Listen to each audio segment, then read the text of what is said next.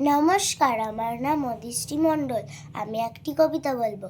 কবিতার নাম পর্যটন, কবি নীরেন্দ্রনাথ চক্রবর্তী। মাথায় মস্ত পাগড়ি এঁটে, গজিয়ে দাড়ি গুলফো ছেটে, কেষ্টবাবু কোথায় যান? বাদক শান, কুলির মাথায় মাল চাপিয়ে, সিংহাসন লম্ফ দিয়ে। বিষ্টুবাবু যান কোথায়? মোমবাসায়, উড়িয়ে ধুলো মহেশ দাস। ভর দুপুরে কোথায় যাস? হঠাৎ কোথায় চললি রে? সান্টাফে। সবাই এখন ছাড়ছে ঘর, কেষ্ট, বিষ্টু, মহেশ্বর। ব্যাপার দেখে হচ্ছে শখ, আমিও হব পর্যটক। কিন্তু আমি কোথায় যাই? একটা বিনে টঙ্কা নাই, তাই নিয়ে যাই কোথায় আর?